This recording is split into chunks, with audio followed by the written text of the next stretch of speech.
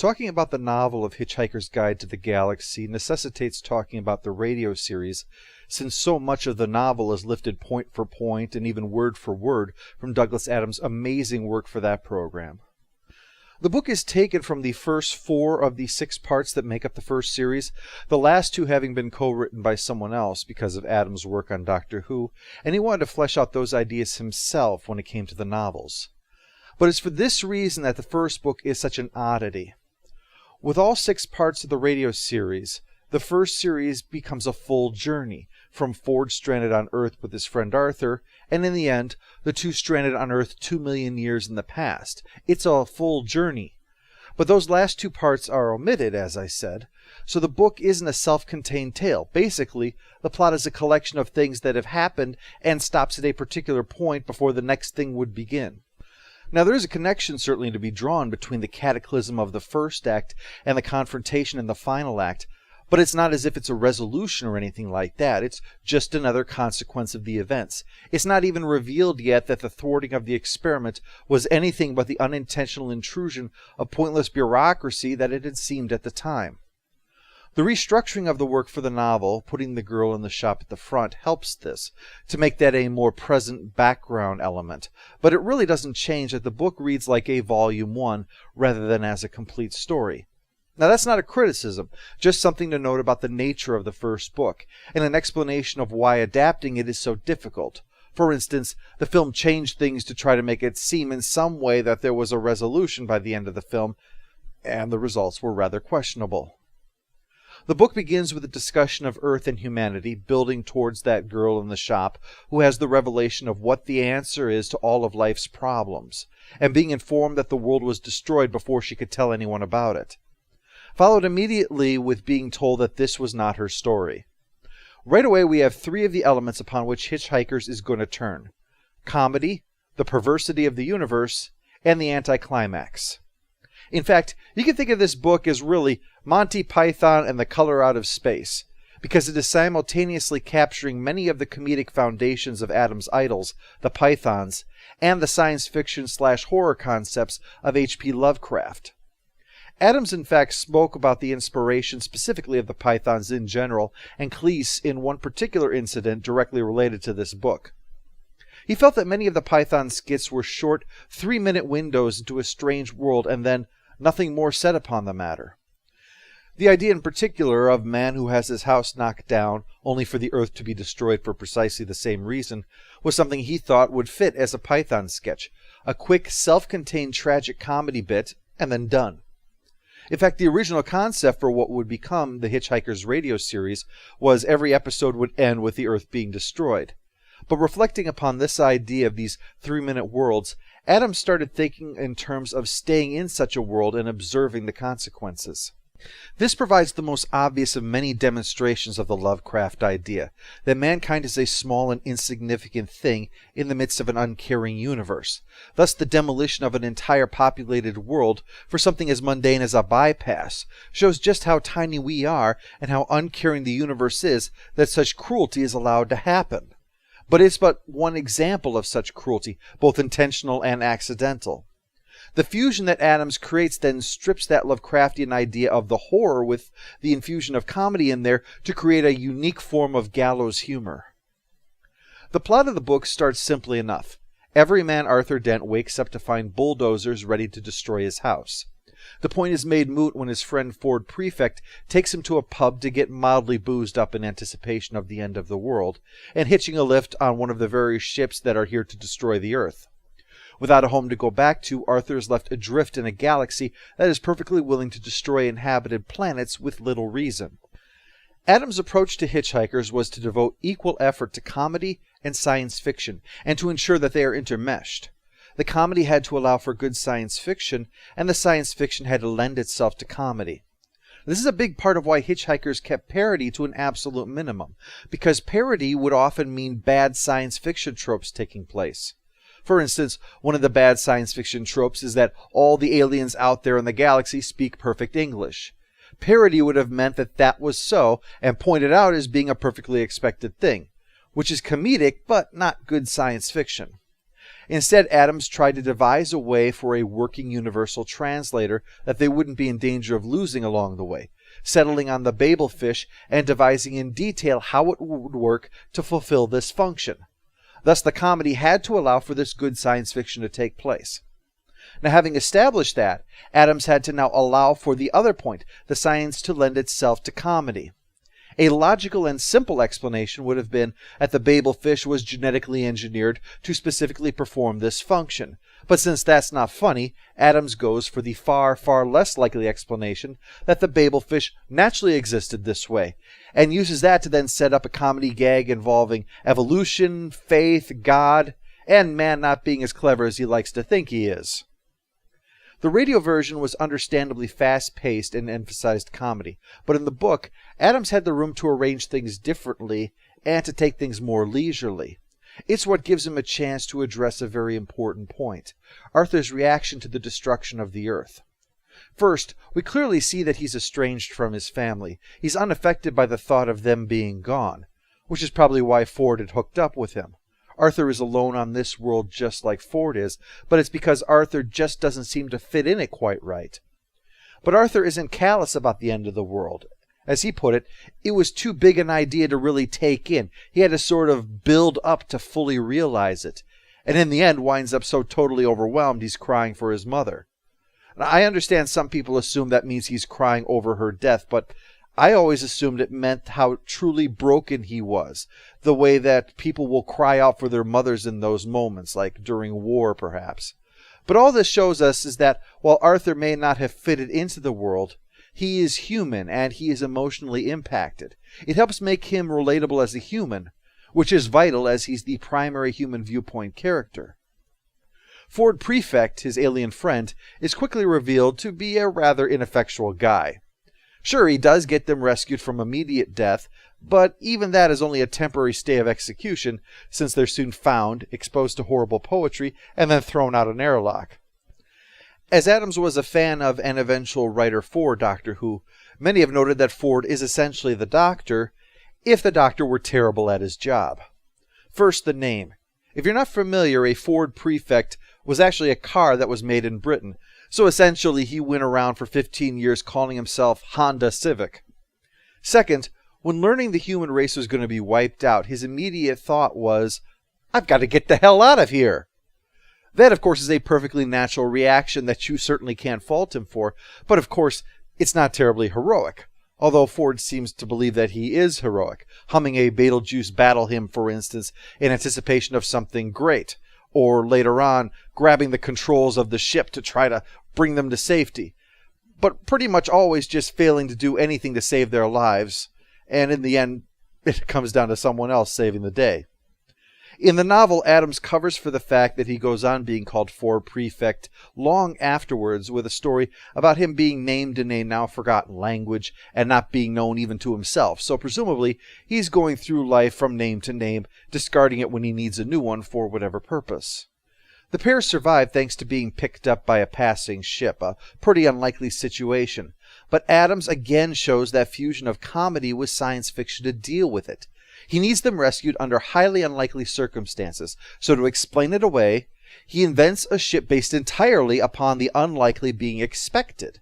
It again shows Adams' brilliance, as he not only concocts the idea of using infinite improbability as a means of space travel, then uses that to serve as a plot device, thus cooking up a backstory about how such a thing would then come to be, then infusing that entire affair with jokes, as a coup de grace, has them meet people on board that they already know, achieving what for other writers is a ridiculously stupid plot convenience with instead a ridiculously brilliant plot convenience. So having been saved by Ford's cousin, Zaphod Beeblebrox, and Zaphod's current girlfriend, Trillian, both of whom Arthur had met at a party on Earth, our protagonists join him on the trip to look for the mythical Magrathea. Ford is skeptical of this. Adams himself is famously a staunch atheist who rejects things like synchronicity and telepathy and such, and Ford's observation of the gorgeous double sunrise over the planet reflects Adams' own marvel with nature, saying in his later life that he wished he'd gone into zoology, in fact. Note, by the way, that when the Vogons destroy Earth, the humans become not water and carbon dioxide, but hydrogen, ozone, and carbon monoxide, the latter two usually associated with industrial byproducts. The Vogons are so anti-nature that even destroying the Earth creates pollution. When Ford observes the sunrise, he notes the beauty of it by saying, "Isn't it enough to see that a garden is beautiful without having to believe that there are fairies at the bottom of it too?" This quote is of course shared within atheist circles since it nicely summarizes Adam's perspective on the matter. Even though it should also be noted that Ford was completely wrong because it is the planet Magrathea. But this is unsurprising because telekinesis, mental projection, life after death, reincarnation, and the ability to fly, to name but a few examples, are all true in Adam's world here as well. The world of Hitchhikers is not meant to show us Adam's view because it isn't meant to show us a universe that is beautiful. It's meant to show us a universe that is, at best, ridiculous, and at worst, pointlessly cruel. Nothing illustrates the last point better than the automated attack that sends up 2 ballistic missiles only for them to turn into a sperm whale and a bowl of petunias, both of which die not long after being summoned into existence. Adams goes to great length to show just how cruel this is by showing everything entirely from the point of view of the doomed whale, from existence right up until death. A creature optimistic about the future, only for its future to be snatched away just as it was starting to get a grip on things. This naturally would be completely expected to Marvin, whose genuine people personality makes him a moody cynic. It might be he's aware of just how terrible things are, given his massive intellect, and so this has caused him to descend into depression and apathy. "Life. Don't talk to me about life," he says more than once. And in the universe, that precious thing is treated as a cheap commodity easily taken. Marvin, strange as it may sound, is probably the best of the electronic systems we come across, as far as handling things go.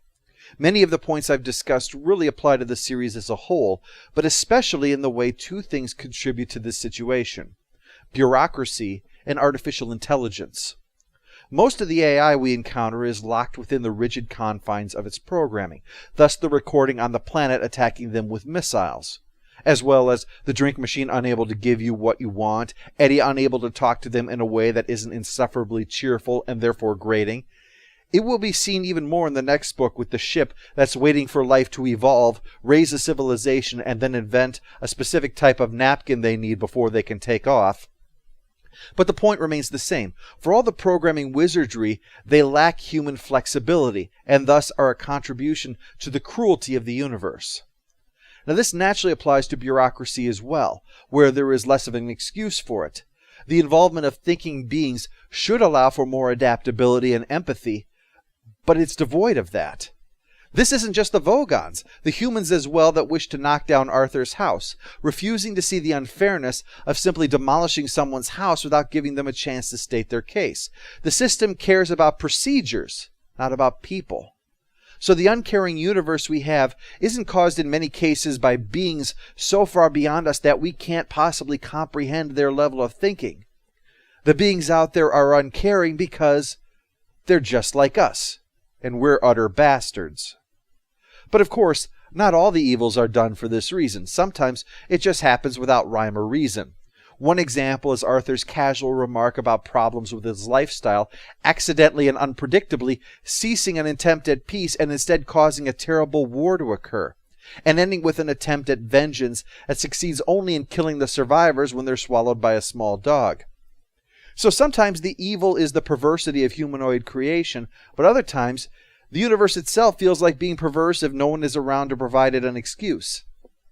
Naturally, of course, all of this is because Adams enjoys exploring dark comedy, but if one wanted to take it back to that point about how this fits in with Adams' personal view of rationalism, basically you could see him saying, "There's no cosmic plan," or if there is, the person who came up with it is an asshole.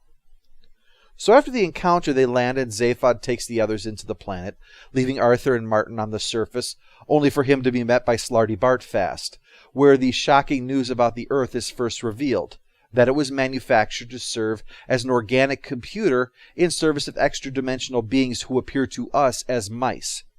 The issue of deep thought tasked with finding the answer to the ultimate question of life, the universe, and everything, is the single best example of what I mentioned at the beginning, Adams using the anticlimax for comedic effect. While we've seen it throughout, this stands out for numerous reasons. First, it's a deep topic, so any attempt to address it would imply that it was incredibly serious. Second, the task is so monumental that it takes an unimaginably advanced computer 7.5 million years to try to tackle it. Third, the build-up to the reveal itself is drawn out, to give the answer its proper weight. Adams then delivers the anticlimax by going for an answer that is incredibly simple and completely useless. His search for that wasn't as easy as it sounds because he felt the best thing to fit that bill would be a number, but he needed a number that was funny, but not a number that was trying to be funny, and not something that people would stop to consider why that number might indeed be significant. From working on a skit for John Cleese, where the sketch climaxed with Cleese blurting out the result of the sum that he was doing while ignoring a customer, it was firmly decided that the funniest number would be 42, which is what Adams famously chose as the answer. And of course, the anticlimax fits in with the gallows humor of the uncaring universe. Even when one finds out what the purpose of life is, the answer doesn't answer anything at all. So the mice plan to take Arthur's brain to get the answer, or question, only for them to object and try to escape, with cops pursuing Beeblebrox for the theft of the Heart of Gold, stopping to make their case that despite their use of kilozap guns, oh, another wonderful name, Adams had a talent of coming up with valid but funny names for things.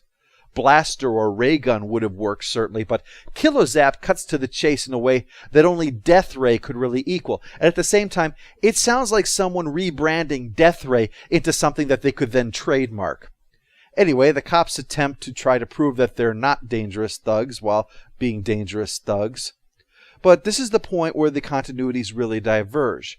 Originally, the firefight caused them to wind up traveling through time and winding up at the restaurant at the end of the universe.